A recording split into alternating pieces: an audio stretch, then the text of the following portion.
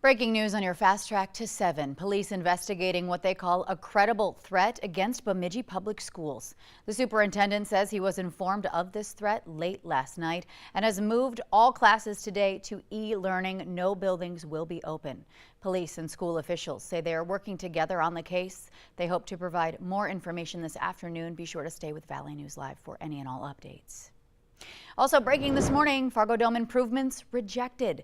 Fewer than 8,000 people deciding that the $140 million question in yesterday's special election. The proposal needed 60% yes in order to pass.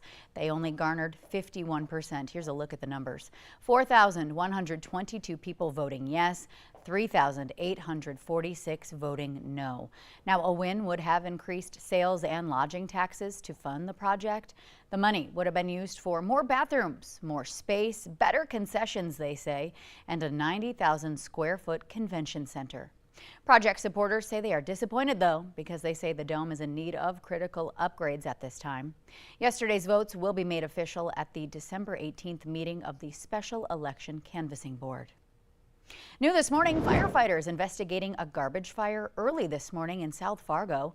The call came in just before 2 from the 1000 block of 7th Avenue South. Crews there finding paper and an air compressor on fire in the alley. No other property was damaged. No word yet on the cause. Time now for a look at our storm team forecast as we send things on over to meteorologist Lisa Green on our Wednesday morning. Good morning, Lisa. Good morning, and a warm Wednesday at that. We're talking temperatures that will be nearing some records today. In Fargo, we've got some mild weather and good visibility. This is a big difference from the last couple of mornings. No fog out there this morning. What we do have is some wind and even a little drizzle in some spots too to kick off the day today. Here's a look at our current conditions in Fargo. 33 degrees right now, above freezing on a December morning. We have wind that is brisk. We're seeing gusts into the mid-20s out of the south, and so it does make it feel a little cooler at 23 degrees.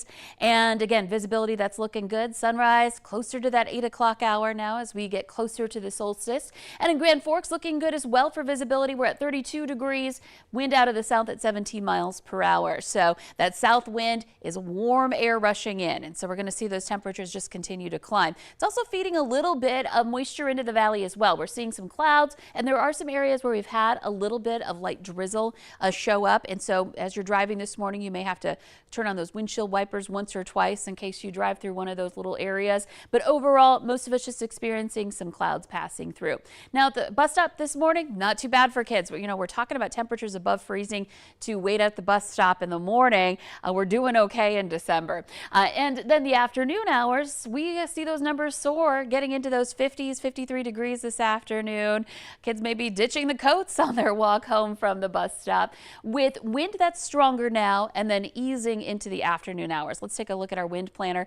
Again, this morning, gusts into the 20s, maybe a couple of moments where we see gusts around that 30-mile-per-hour mark. That'll be easing up into the late morning and into midday, and then into the afternoon, the wind really does quiet down just in time for those warmer temperatures, just in time for that sun to come out and milder conditions, warm conditions to be taking over. Should be a beautiful afternoon.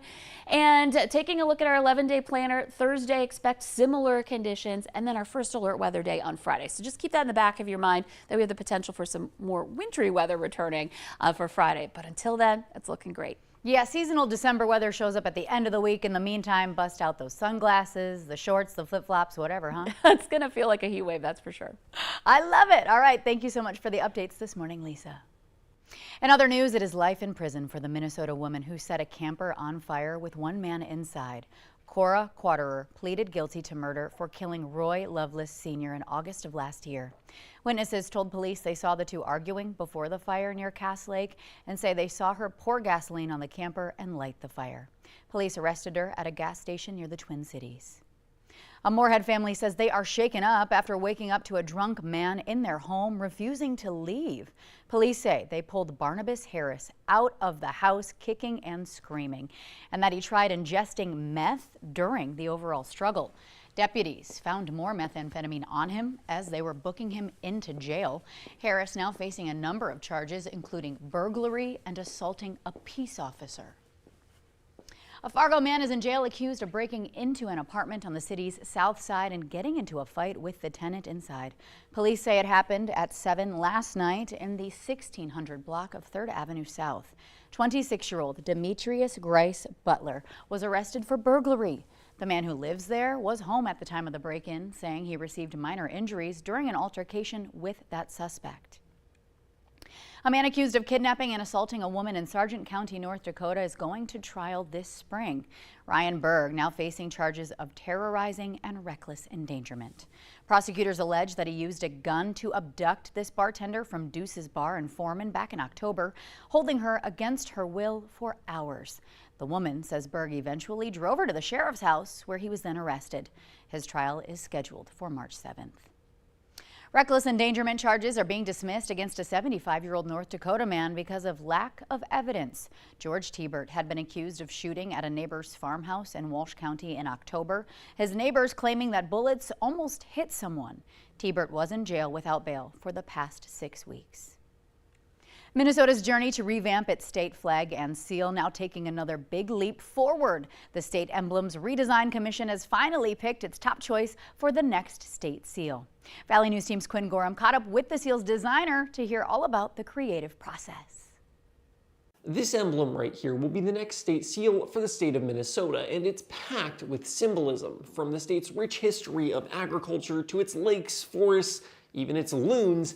There's plenty of symbolism that'll now be enshrined in state history. The new seal was unanimously selected by the State Emblems Redesign Commission Tuesday morning. Members of the commission say the seal was a clear favorite based on public input, and it was a top 5 candidate for every person on the commission.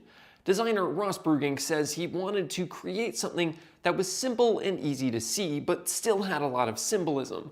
The loon in the seal is shaped like an M, and the 19 stars symbolize the state being the 19th state to join the Union after the original colonies.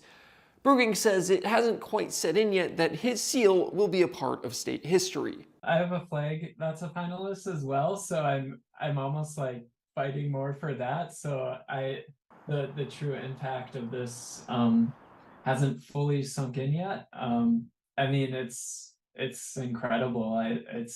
Yeah, I'm a little overwhelmed. It's all pretty surreal. The seal will now go on to a final design process where members of the commission will fine-tune it and create the final version. Next Tuesday, members of the commission will hone in on a finalist for the state flag, and while the state seal was a unanimous vote, it's unlikely the state flag vote will be the same. Opinions seem scattered across the board, and it could be a lot of deliberation before they finally decide on that finalist candidate. Reporting in St. Paul, I'm Quinn Gorham. Now you at home, the public is encouraged to be part of the selection process for the state flag. Members of that commission say they're heavily weighing feedback they hear as part of the selection process. A traffic alert for drivers in West Fargo today. Northbound Cheyenne Street between 6th and 7th Avenues West will see lane closures beginning at 7 a.m., so just underway here in a couple of minutes, for some water main repairs. Southbound traffic will not be impacted. Work should be done by the end of the day today. The U.S. Postal Service inviting the public to an informational meeting today about plans to modernize its mail processing facility in Grand Forks. That session begins at noon at the Alaris Center. Postal officials will share details and community members can ask questions or leave their public comments. Minnesota's Name a Snowplow contest is back for a 4th year, always a crowd pleaser. There are 8 DOT snowplows that still need names. You can submit your witty, unique, and Minnesota-themed names on the agency's website. The deadline is Friday, December 15th at noon. Past winners include names like Plowy, McPlowface, Blader, Tot Hot Dish, and Han Snowlow. Check out our full story on valleynewslive.com for a full list and complete set of rules. The Today Show on CBS Morning's just about to start, but the Valley Today rolls on with more live up-to-the-minute news and weather coming up right here on the Fargo CW. If you're heading out the door, prepare for this overall heat wave. Get out and enjoy your Wednesday. Have an incredible day, everybody. Thanks for joining us.